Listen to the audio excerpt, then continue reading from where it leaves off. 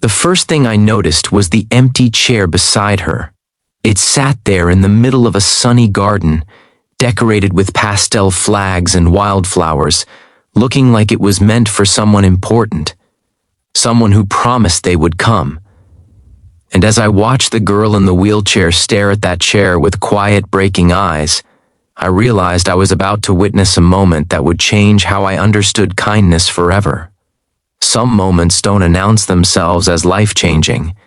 They arrive softly, disguised as ordinary days, until one simple act of compassion turns them into something unforgettable. Before we begin, if stories like this touch your heart and remind you of the good still left in the world, please subscribe to the channel, like this video, and share your thoughts in the comments. Your support helps your channel name keep bringing real, meaningful stories to life. Now let me tell you about her. Her name was Lily. I met Lily on a warm Saturday afternoon at a small community garden just outside town. The place was hosting a summer picnic fundraiser, one of those cozy local events where wooden tables are lined with homemade food, and strangers smile at each other like neighbors again.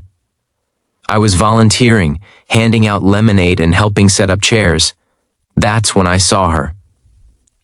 Lily sat in a wheelchair under a string of colorful flags, wearing a simple white dress. It wasn't flashy, but it was clearly chosen with care. Her hair was pulled back neatly, and she kept smoothing the fabric over her knees, as if preparing for something special. Or someone. I walked over to offer her a drink and asked if she was enjoying the day. She smiled politely but didn't answer right away. Her eyes drifted back to that empty chair across from her. "He's not coming," she said quietly, almost like she was saying it to herself. I didn't know who he was, but I felt the weight of those words. I asked if she was okay, already knowing the answer. Lily told me she'd been paralyzed from the waist down after a car accident 3 years earlier. Before the accident, she said, her life was busy and loud and full. After it, the world became smaller, invitations slowed, friends drifted away, and dating became something people avoided talking about. But a few weeks ago, she met someone online. His name was Ryan. They talked every day. He made her laugh. He asked about her dreams, not her wheelchair.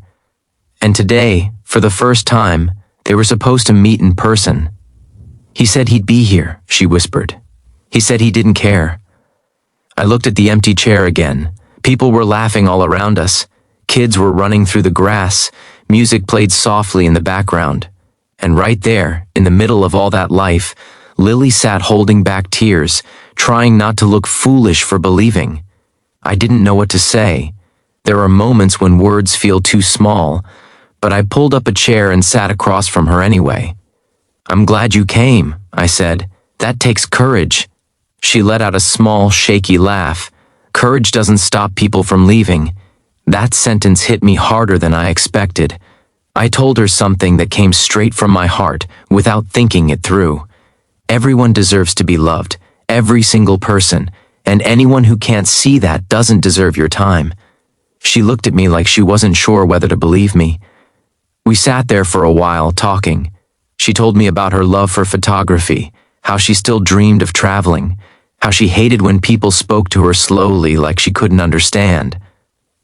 I told her about my own fears, about times I felt invisible in a room full of people. Minutes turned into an hour. Ryan never showed up. Eventually, Lily sighed and said she was ready to go home. The hope she arrived with had faded into something quieter, heavier. As I helped wheel her toward the exit, something unexpected happened. A woman from the picnic committee approached us. She had overheard part of our conversation earlier and asked Lily if she'd like to stay for the open mic storytelling session they were about to start. Lily immediately shook her head. "I don't tell stories," she said. The woman smiled gently. "Sometimes stories tell themselves." I watched Lily hesitate. Then she looked at me. "What if I say the wrong thing?" she asked. "Then you'll be honest," I said, "and that's never wrong." To my surprise, Lily agreed. They rolled her to the front of the garden, handed her a microphone, and gave her the space to speak. The crowd quieted. I don't think anyone expected much. Lily took a deep breath. I came here today because I thought someone was going to see me, she began. Not the chair, not the scars, just me. Her voice trembled at first, but then it grew stronger. I've learned that when you lose the ability to walk, people think you also lose the ability to love, to be desired, to be chosen. But I'm still here. I still feel everything, and I still believe kindness matters, even when it hurts. The garden was silent. You could hear birds in the trees. I don't know if the person I was waiting for was afraid or just unkind, she continued, but I do know this. Today a stranger sat with me when they didn't have to, and that reminded me that I'm not invisible. I felt my throat tighten. When she finished, the applause wasn't loud at first. It was slow, then it grew until everyone was clapping, some wiping away tears. People lined up to hug her, to thank her, to tell her she mattered. Lily smiled more that afternoon than I had seen her smile all day. Later, as the sun began to set, she told me something I'll never forget. I think I needed this more than I needed him, she said. Kindness didn't bring Ryan back. It didn't fix Lily's paralysis. It didn't erase the pain of rejection, but it gave her something else. It gave her dignity, connection, proof that she was worthy of love, exactly as she was. As I left the garden that evening, I kept thinking about how close I came to just handing her a drink and walking away, how easy it would have been to mind my own business, and how different everything felt because I didn't. Kindness isn't always dramatic. Sometimes it's just sitting down, listening, choosing not to look away.